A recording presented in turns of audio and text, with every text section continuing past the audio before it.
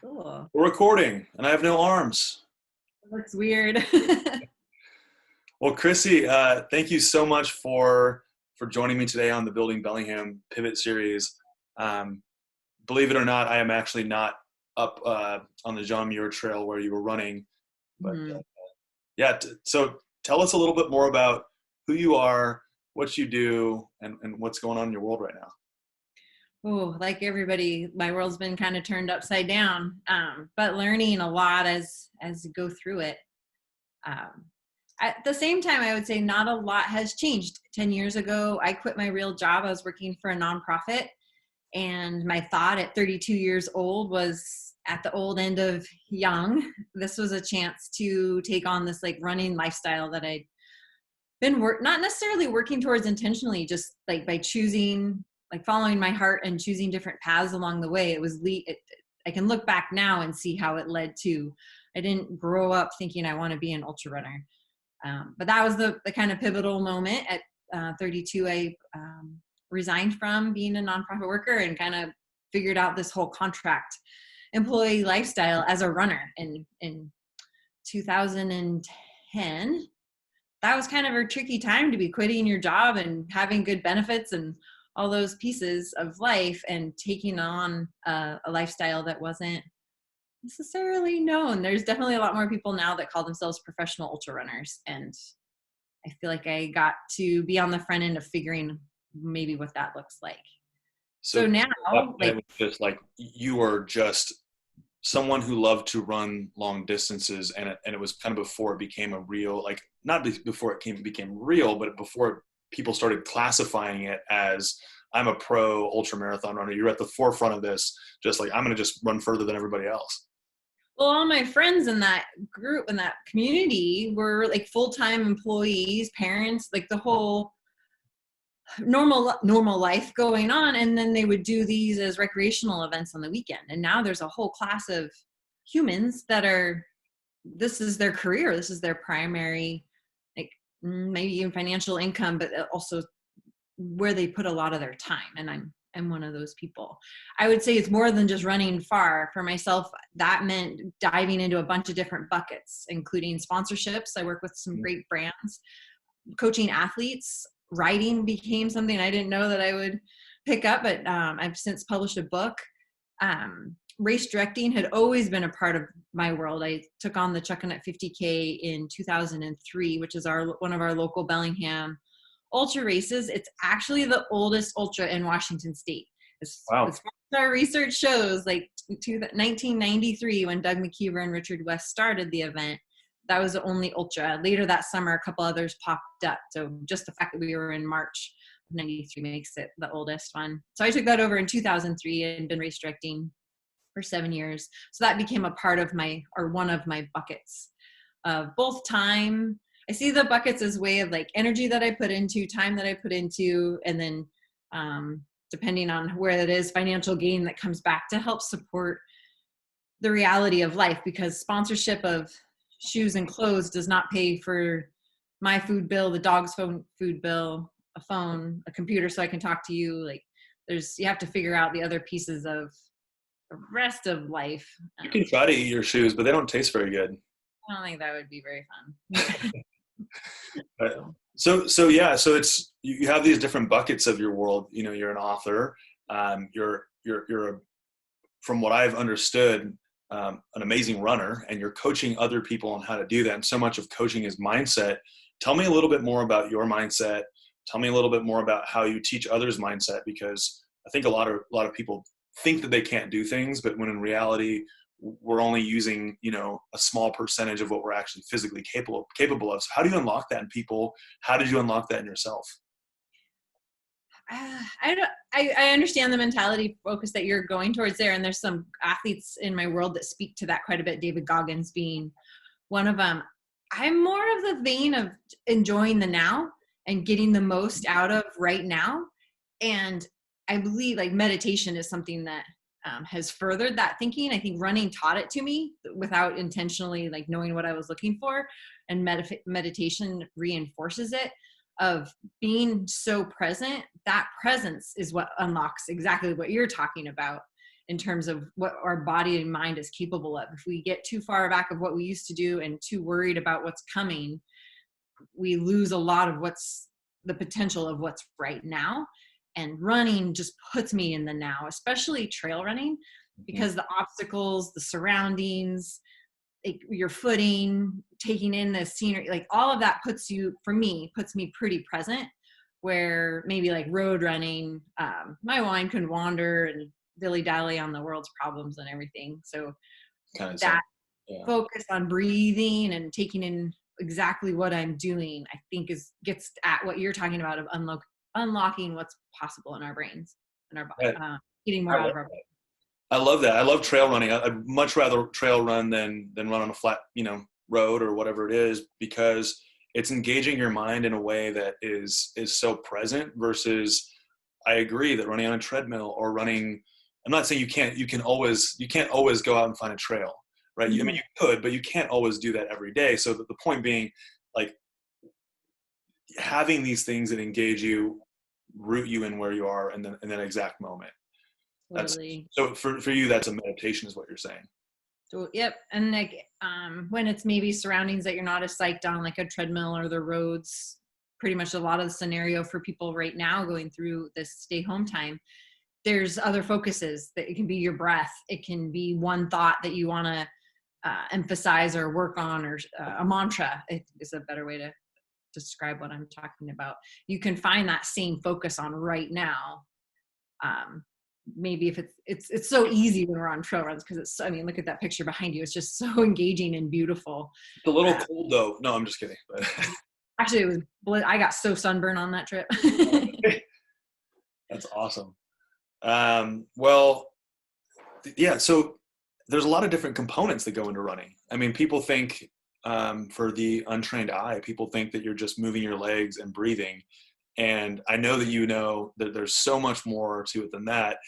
How does your training through running, how does that help you with your business, and how does that help you with like just your own personal stress and things in your own life? How does that translate, and what are the components that go into running well, being a good runner? I feel like it's like a super simple statement to a big question, is that running's been my constant. Like as long back as I can remember, I started long distance running I ran track at Edison Elementary and cross country and track at Burlington Edison High School. So I grew up not too far from right here. Went on to run at the UW. Running's always been a part of my life. And having that constant to always come back to, that's what's been driving everything else. Like I can go there to check in with what I'm supposed to do. Like that's my sounding board. It's my grounding piece. It's my meditation, as said before. So luckily I have that, and I found it really young, that I can get into that headspace to know how to decide and work on anything else in life. So it's not much more than that. It's just that I can go there to trust myself. I just finished reading, here's a better example maybe. I just finished reading Untamed, which is Glennon Doyle. And she talks about sinking into herself and like just spending that time listening to what her gut says in order to be able to act in the world. And when she said that, it's an actual like sitting meditation, that resonated for me as running. Like that, I had to running to find that inner voice to figure out what's next for me. So for people that we're in a challenging situation right now. So for people that are kind of struggling to find that grounding piece in their life, basically what you're saying is that like that having something that's constant in your life, that's obviously a positive constant, right? Whether it's health, wellness, meditation, something that you just love to do, maybe it's woodworking, whatever it is that is that constant. You're saying that's incredibly important through anything as far as mindset goes. I definitely think so. Something I've been working through with a lot of my coaching clients is, I coach people to get ready for races. They've got these schedules that they're super excited for, and these events that are on the calendar that are motivating and, get you out of bed to get your workout in so you're ready for this race. And those races are gone. And like for this year, it's pretty much at least through the summer, which is the biggest part of our calendar. People are looking at a pretty open schedule, and I'm seeing it more as a reinforcement of what my underlying mission is, call it like the sneaky part of like the running coach, is more to have a daily connection with running. And so, better said, a client that comes to me and says, I want to run a 50K and check that off my box, I'm not your coach. I want somebody to have like a long-term relationship with running. And if it's just to check off a box, then it probably, you won't do the things on a daily basis to take care of yourself to then have it even beyond the race, which might even be determining not to run the race, because that race could take you out of the long-term goal. Mm-hmm. So having races off the calendar, we get to now work on this like daily connection to running and the gift that it gives us and the headspace that we can get into to help us make other life decisions. And I'm speaking in third person, but it's what it's doing for myself as well. No, I get that. And I think it's so important that we're reminding people of that, right? It's, you know, and for you, when you talk about the two different types of people, I mean, obviously there's a wide range of different types of people that would fit in those two different categories, but you've got the one person that comes to you and says, hey, Christy, I want to run a long distance, you know, I want to do 50K and I want to check it off. That would be, you know, I enjoy running, but I would be that person that would come to you and say, hey, I'm going to climb Mount Rainier, or I'm going to go run this, I'm going to go do that. And what you would tell me is say, you know what, I might not be the right coach for you. And how does that feel for you as a coach to tell somebody, you know, I might not be the right person? How do you build that kind of honesty relationship with yourself to then know that you have to have that honesty with that person? I don't know any different. It was the way I was raised. Yeah, my parents are pretty humble, and that's pretty ingrained, I think, more so than anything else. So just ingrained. And to be honest, as soon as I say it that way, like that I want, yes, you can climb Mount Rainier, and yes, you can run a 50K, and you might only do it once, but like that's the mindset. That's not what I want to coach. And as soon as I can get people to hear that and understand, they're like, oh, no, this is just one of, or I do want to have a daily relationship. And I do, then we can, it usually switches gears pretty quick in terms of, it's more wording than understanding. So just making sure that the two match up so that the person is working towards that daily. Because if the race gets taken away, or, you know, if Rainier, you can't get the permit or whatever happens, that doesn't ruin you. Like, it can be disappointing, but we don't want it to ruin your relationship with running, or ruin your relationship with, maybe there was a person you were doing it with, and running needs to be your thing. It can't be that you do for somebody else. Does that make It does make sense? Yeah. It's your thing. Yeah. Absolutely. I think that's a pretty important lesson that comes out of it too. And so like your own personal connection. And I would just say one thing is like the running is like one word, but whatever running is for you, like running works great for me. There's other people that would never want to run 5 miles every day or 100 miles in one push. And I 100% get that. Just like, what is your running? Like, what is your passion? What is the thing that you get to have that connection with that grounds you and gives you that constant that you can count on every day? Because like, yeah, it sounds great. Like, oh, I've got this constant, I can get grounded and feel so confident about my next decision. It doesn't always look that way. Like, I can go on a run and come back even more scattered, like, and just nervous or whatever. Like, it has the ebb and flows. It's not perfect. And I think that's the connection of the relationship with it, is appreciating that it can do all of those things for you, and maybe won't always be perfect, but if you think about it in percentages, it mostly does. So allowing it to be what it is for you. I don't like to speak in generalities or you know, truisms, but you have to make it what it is for you. Like one of my closest friends is one of the fastest runners. Like he's a sprinter. Like, he is super quick. He played soccer, and we tried to rope him into running track at Western, and he's like, Leo, I hate running. I only will run if I have a soccer ball in front of me. something to chase or whatever. Yeah. something to chase. So that was pretty funny. But tell me a little bit more about your business. You talk about these buckets of your business, and I know that when we first started, having conversations about what it would look like to hop on the show or have a conversation, you were talking about an event that you were getting ready to, like, you didn't know if it was going to happen. It was a big running event. Tell me a little bit more about how this has all affected you in that bucket of your world. Oh yeah, the Checking at 50K was my first ultra in 2000. I took over race directorship in 2003, like I said earlier. This was to be my 18th year race directing. Talk about a constant. Like, that's one of the most steady things I've had in my life every year. And we've had a plane crash on the course. We've had like ice and snow.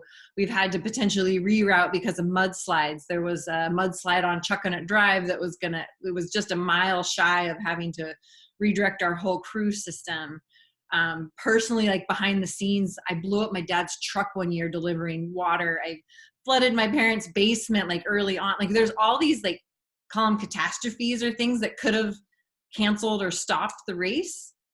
And it was a virus. It was the Corona COVID-19. I couldn't believe it. And it came pretty early on. The event was supposed to be March 21st. And there's all these timelines out now and information showing how this has all evolved. We decided 10 days out that we needed to give runners the word on what we were going to do in our response. And thankfully, Governor Inslee on March 12th, which was 10 days out, 11 days out, made the declaration that groups events over 250 people were to be prohibited or not recommended. Again, I can't remember the exact language, but it basically put it pretty firm that an event that had 500 people registered for and another 500 plus people coming to cheer and support and volunteer was not the right thing to do. And it was really tough because it was on the front end of the whole thing, and there was still a lot of people like, oh, but we're outside, it's okay, or we're runners, we're healthy beings. And I feel like I dug into as much of information as I could on the early end, trying to understand the decision I was making, that I didn't feel like I could hold the responsibility of putting on an event that required 406, what was it? Yeah, because we had closer to 600 people registered, and we had 460 that would have been coming from outside of the county. At least a half of those traveling through Seattle, which was the hot spot at that point. I didn't feel responsible that I wanted to say, yeah, it's okay. Like, you can count on me to, like, you'll be safe here. And then we have a huge blow up in Whatcom County, and a lot of people have said, like, wow, you had to make that decision on the early end. Aren't you glad that, or not that you're glad, but like, it looks like you were proven right. Like, that was, you made the right decision. And I said that I would much rather look like a fool right now for having been conservative and making the decision to cancel than us be going through this right now. But I feel like I learned a lot up front on this whole thing because it became such a personal issue. And once this becomes personal, I think people get it and take the measures that are being recommended to heart. Had I not had that, I might have been in, like, not denial, but just not really understanding it up front. And I guess I feel thankful, but it was a hard couple of weeks of trying to navigate that time. And thank goodness I work with two great guys that are, one lives in Montana and another guy that's local here, Tyler and Kevin from Montana. We were on these, Zoom calls, Google Hangouts multiple times those couple weeks, and just having each other as sounding boards to talk through the whole thing and get as much information in our pool as possible to make a decision. Yeah, it was, even talking to you about it, I still realize I'm processing it. It was really hard. Well, you've done it for so long, and in a leadership position too, you're trying to do your best. And anybody that's watching this that thinks that leaders are just have the answers or just know what to do, we don't. People don't know we don't know exactly. Most people don't know what they're doing, and we just have enough experience or enough intuition on what to do to make our decisions. But for someone like you that's in that position where you have to either cancel or continue, where do you get your information? Like, do you go straight to the source? Are you reading news articles? Where are you pulling information from to make a decision like that? I would add that that's the best thing of, I don't know if call it like being a leader or being in that position, is utilizing those resources. Like, I can go on my gut instinct, but a lot of my gut instinct is based on like what I gather, right? Like, and I'm not going to own 100% that I made the decision and I knew what was right. I lean on that team, and I think a good leader can trust the people that they surround themselves with, the information that they gather, the people they look to. And that's what's awesome about the Bellingham community is I wasn't, like I said, my team, the co-race directors, Tyler and Kevin that I work with, and then the immediate circle around, and then the news sources that people were looking into are, the city of Bellingham, the Whatcom Health Department, like those, the permitting agencies that I work with, all of that information is what came together to make the decision. And a leader is somebody that can work with a group like that. I think, and there's some examples in our world right now that's not happening. To put it lightly. But yeah, so you basically have this big part of your year. This is a huge part of your year. You're a huge part of that organization. What did you do in that moment when, okay, we don't have these races? This is a huge part of what the business or just what your world is all about and what your business does, right? And for you, how did you use that as a moment? What kind of silver lining lessons did you find in that? And then how do you pivot to this moment right now where you're like, well, I'm going to make the best of this. This is what I'm going to do to continue forward. I just feel like communication is the biggest key, and we did the three of us communicated a ton, and I would typically write up what we were going to share with the runners. They would preview it, pre-read it, and make sure it was communicating what we talked about, and just keep information going out to our community to know that we're doing the best we can. We want the best for whatever we can create here.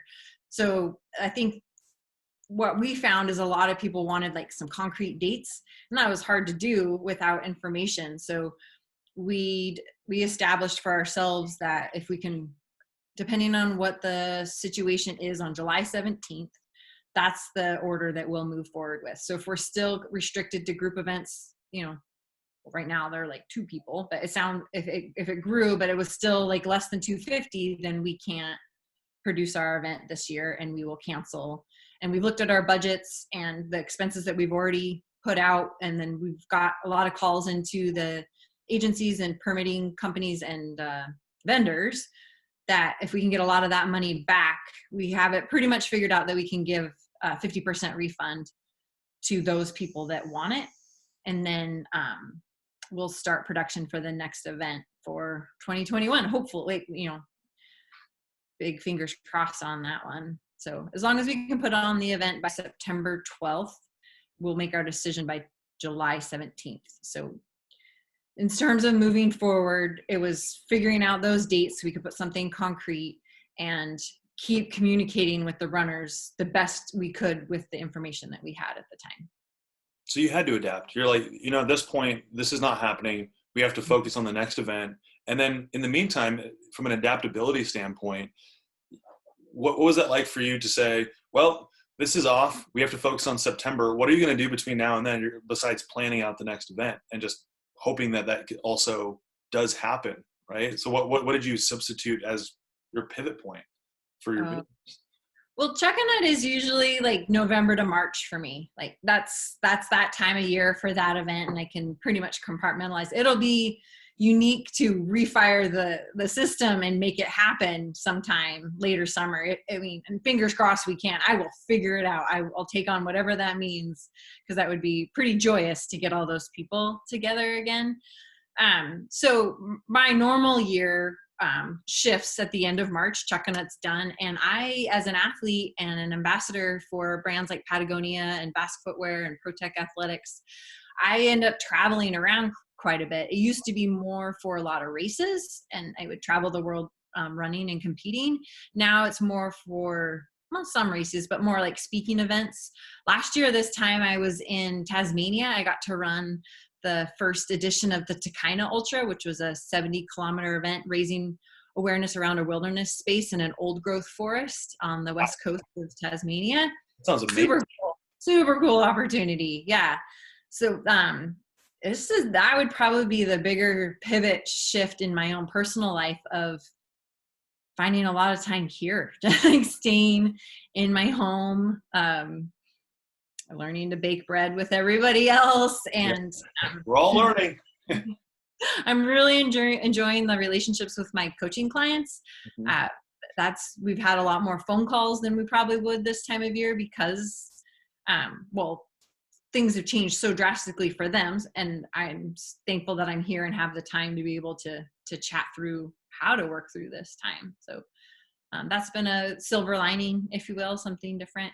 But the big change is I bought a Sprinter van last summer, and that's sitting parked, unfortunately. So even if it was just to get up to Mount Baker and sleep and get up and do a run, that's off the table right now. So those are by my, the travel part is I'm definitely affected by the travel part. I have a big bug for wander. Mm-hmm. Big wander bug. And yeah, it's interesting because we find ourselves in a situation right now where we're starting to tackle that someday maybe list, right? Or these parts of our business that we don't have time because we're working in the business. They're more working on the business pieces. And what have been some components recently for you that you've been adding in? What's changed about, like you said, you've been talking more with your coaching clients on the phone. How is that? I mean, how have those pieces changed for you, and what has that been like? It actually hasn't honestly changed that much. It's something I've always really enjoyed. It's an aspect. It's one of the buckets that I do. And I think the creativity and change is happening more in different writing projects. I just finished this morning an article for Mount Baker Experience. Nice. About around Mount Baker last summer. So fun to like dig back into my memory and trigger those like cool adventures that we got to do last summer. So writing has come forward a bit more. Trying on a second book proposal project. That one's been a lot tougher. Now hopefully I'll have some more time to put towards it. To be honest, I would say it's more personal growth, like time with my partner, time with my dog, trying to visit my parents. That's been the tricky part, like keeping distance and for safety reasons and stuff, but I'm willing to do those explorations. One cool thing that I've always been like personally I love to do is like send thank you notes. Like I'm a big USPS. I love mailing like photos out to people. So every other week I've been doing like little deliveries. And so I ride my bike around, and like one week I gave maple syrup to a bunch of friends, and last weekend I did colorful Easter eggs, and I have a plan for next weekend. And having the time to indulge that guilty pleasure of those little gifts has been, I call it a silver lining of having time at home. Yeah. I might call it I'm super busybody and I can't sit still, but it's not a bad thing. No, it's just different, and but it allows us to do the things that truly do resonate with who we are, like you were talking about earlier. And this is going to come off very generic, but how important is health right now? Like, health has always been important to you, and it's always been important to someone like me. And I know a lot of people, especially in Bellingham, it's a very health-centric community. But for people that are like, all of a sudden got smacked in the forehead and said, "Oh, you need to take better care of your health." How important is that for people right now? I would say the biggest piece is mental health. Not the biggest piece, the big package includes mental health. And having so much change thrown at the whole population at once, that's a change at any point is a stressor. And how do you deal with that? And the stuff, your normals, the things that help you balance, more of that stuff being taken away, and the adapting part to that. Especially those first couple of weeks, I think that was maybe part of the harder part. Yeah, obviously as a runner, like keeping good health is really like foremost in my mind. I'd say it hasn't changed. It's just how do I balance it with what's going on in the world? And I would say the biggest thing is for long distance runners, those big miles, like when you're out for 8+ hours, those actually can weaken your immune system. So as a coach, I've been reducing the amount of time, especially for my longer distance athletes that are training for closer to 100-mile races. I don't think that that's the thing to be doing right now. Like I said earlier, the body knows stress, the body doesn't know miles, the body knows stress, like my coach says. Same thing. Like if all you're doing is staying home right now and running, you can run, eat, and sleep, like literally, sure, those big adventures, and you can keep safe, like not get physically injured while you're out there, and you have the time to recover your systems after, totally. But if you're now working from home, homeschooling kids, and trying to stay fit and train for a 100-mile race, that pile of stress on the body is not going to be good for a healthy, like, immune system. So I would say those are the changes that I'm seeing in terms of staying active and getting out there, but keeping in mind that I work with people that are doing a lot more than the like average, hour a day. They're multiple hours a day. So keeping in mind that what that does to your immune system and what you have to do to recover it and to stay healthy. I hope I answered your question. Definitely did. No. So, and that's just talking about clearly someone that's trying to run 100 miles, is probably already pretty healthy. And for like, just say for the person that, like, I've been noticing a lot of people, I go run down to the end of North Shore and back, and, that's 6 miles. That's perfect for my wheelhouse.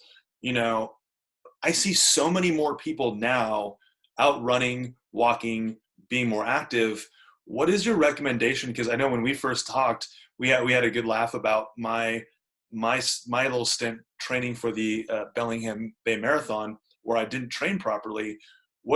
Beyond just going out and being active right now and being healthy, how can people also do it in a way that doesn't get them injured too? Because that would be even worse, right? If they're already cooped up mentally, they're stuck in their house and they get injured because they don't train properly. What's your advice for people that want to be running right now but don't run often or aren't a consistent runner?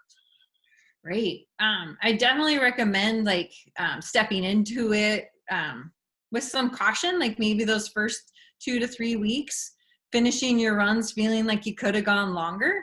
And that might mean running or starting with a schedule of like, you run for a minute, walk for a minute, or you run for 2 minutes and walk for 2 minutes, or walk for 1 minute. Just like finding a ratio where you break up your running. And this depends on what base you're coming to this thing. If you've never run a step in your life, I'd say go for a walk. Like figure out a route that you someday would like to run, and maybe you jog little bits of it, and then those jogging bits become more and more, like gradually increase. The other thing I'd add to that is home self-care. So like really good hydration and fueling are key components. I would be a big proponent of like getting in to see a massage therapist as you're getting into a training program. That's not available to us right now. So there's, I'm actually doing a foam rolling series for Patagonia. I started filming it last night. So home massage using, I have them sitting right behind me. That's a foam roller right there. Doing like, and then core routines. So a lot of times runners just want to run, or people just want to like go move forward. They want to do the thing, whatever the thing is.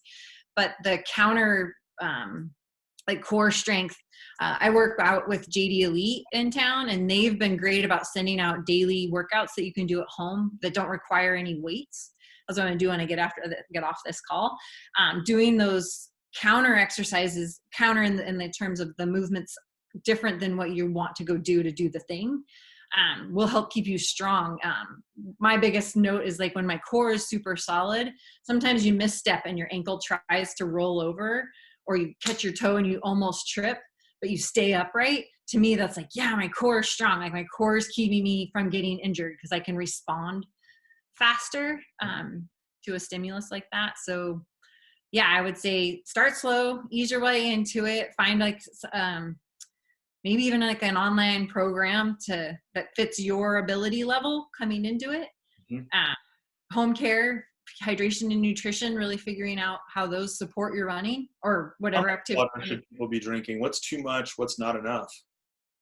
There's a really easy little thing. It's in my book, which you said I could mention before. Go ahead. There's called the it's called the sweat rate test, and you weigh yourself before, ideally naked, get dressed, go for a run for an hour, no liquids in or out during that hour, and then weigh yourself naked again when you get home.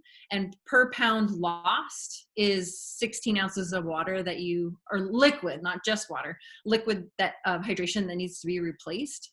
So you can do that while you're running, or if the run's short enough, you can do it over the time when you get home.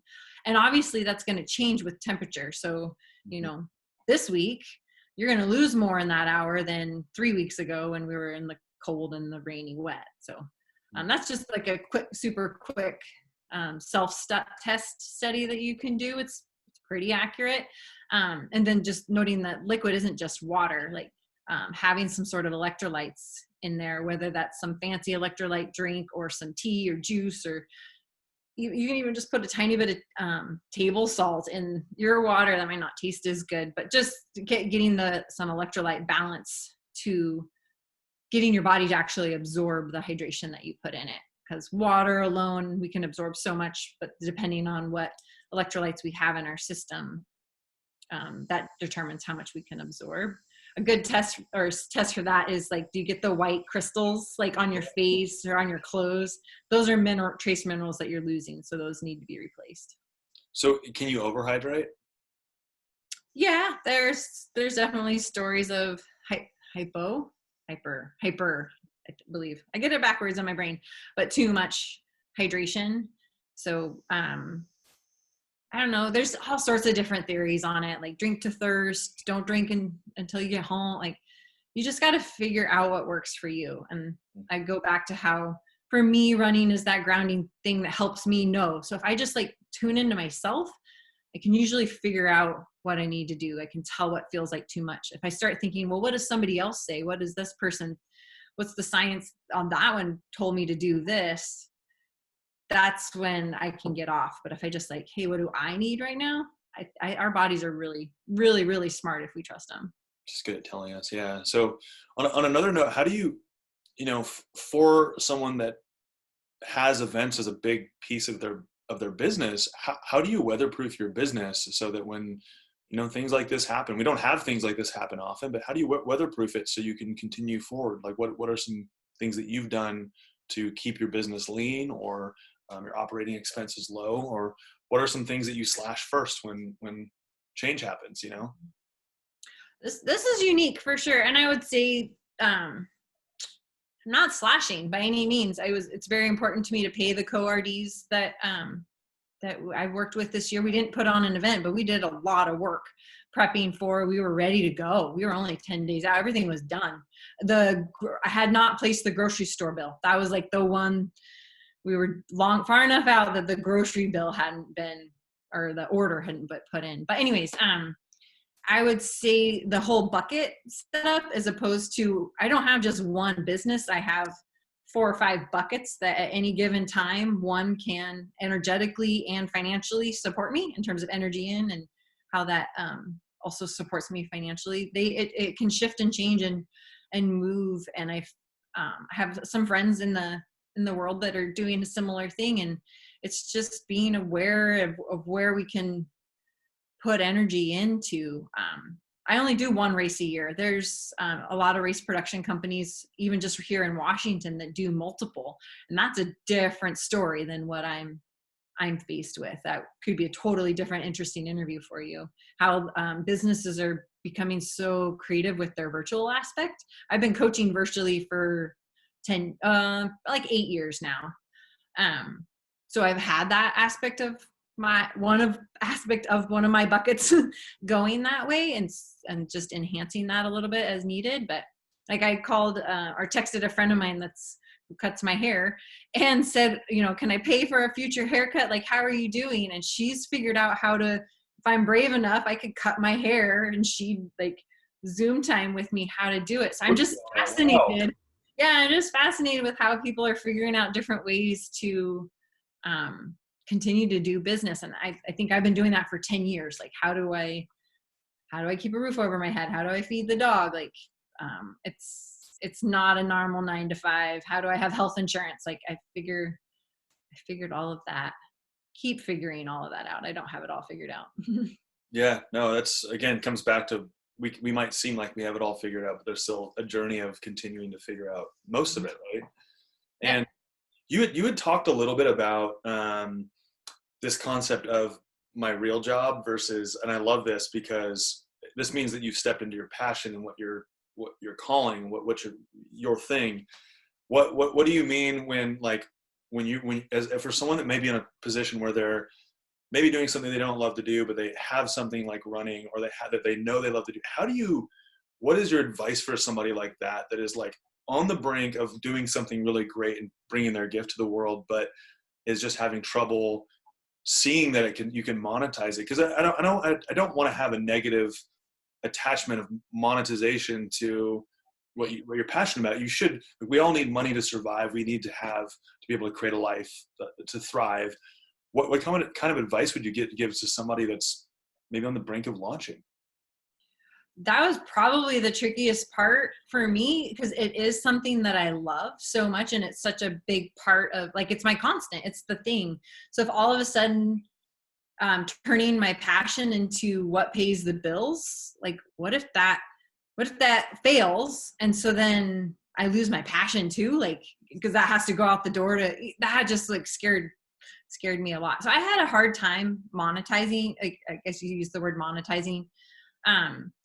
It's only been, I would say, I quit my real job 10 years ago, and I figured out how to live really simply. That was my solution right up front, was cutting a lot of overhead expenses, so I didn't have to have a certain size paycheck to live. Like I just cut things down and live. Some people call it dirtbag style or whatever, but just slim things down. And I would say it's only been in the last 5 years that instead of feeling like I need to charge for it, like valuing my time. This is what I have. Like I used to, give coaching plans out to people for free, or I'm trying to think of other examples where I travel a lot and speak for different brands, and I'd pay for my own travel. Like maybe I'd get a free race entry comp, but I'd be out a couple $100 or $1,000 for a plane ticket, a car, and a hotel. And I was traveling for them. I wasn't always getting to travel for myself. So I hope I'm speaking to this okay, but there's just like knowing your own value and knowing where that lies, and like what you're willing to give on that. I guess it's still something I'm kind of learning. Mm-hmm. I wouldn't say it happened really easily and overnight. Some people are really good at that. They have like that business sense, and my whole thing has been very passion driven, and I love what I do, and I love what I get to do out in the world. And when it becomes a point where I'm paying to do work, that's where it got harder. And all of a sudden it wasn't sustainable anymore, because I didn't feel like I was being valued. But the person that wasn't valuing was me. I wasn't valuing myself. I was just saying, okay, I'll do it for free, or okay, I'll pay to go do your marketing. Mm-hmm. Where once I learned that, like, hey, that has a value to them. Yep. And to me, my time getting to be home, it has a value to me. So if I'm gone, that needs to be paid for. So it's still a hard lesson to learn, because I think anything you're passionate about, you just want to get to go do, and being able to tie the value to it. Yeah.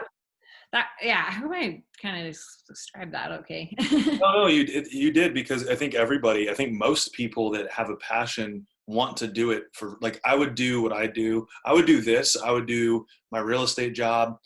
I would do it for free. I'm not saying I will do it for free, but I'm saying that I love what I do so much. I love the people aspect of it. I love the fact that this is a platform for me to get to meet people like you and have high level conversations. I love what I do, and I do it for free, but I can't do it for free. I'm not saying that there's any sort of monetization for this show, but it's one of those things that to expand on what you're saying, you have to at some point figure out, okay, this is going to be even better if this is how I make my living, because then I don't have to do things I don't want to do. I can do things that I mostly want to do. Right. Yeah. So if I have to go figure out some other way of bringing in money when this thing does have a value, The one I've said sometimes is like with the free coaching plans was, well, there's no way I would ask an accountant to do my taxes for free. Yep, So totally. like coaching is what I have. That's my skill set. It's hard knocks of learning. Like that's what I have. So, and I will do it with all the passion as if I was doing it for free, and maybe even more, because now you're valuing my time and I'm valuing my own time and putting into it. So I don't know if that helps it, but No, it did. And we're getting close to the end of our time here, but Chrissy, no, thank you so much for your time. I really appreciate you joining me on the Pivot series, and I love our talk about mindset. It's so key in this time, in health and how we're treating our bodies and how we're treating other people too, right? In this time, it's really important. Oh, I think that's a big one. A friend of mine posted something about keep the smile even behind the mask. Like, be sure you're acknowledging people. Like, it can feel kind of weird to be so far, but I run out in the middle of the street and I make sure and wave at whoever I just avoided, right? Like past. So Yeah. Keep that friendliness going for sure. Absolutely. Well, thank you so much for joining me on the show. I appreciate your time. I appreciate your insight and your experiences, and looking forward to continuing talking with you and seeing how I can provide more value to you as well. Hopefully face to face in that cool podcast setup you have. Well, we're going to get it done. We're going to get it done. So, so for the future, for people that are watching, Chrissy will be on the Building Bellingham podcast. So for us to be able to hear her whole story and how she's sitting in her living room today. You want to find out? Stay tuned for that. And thank you for joining us here.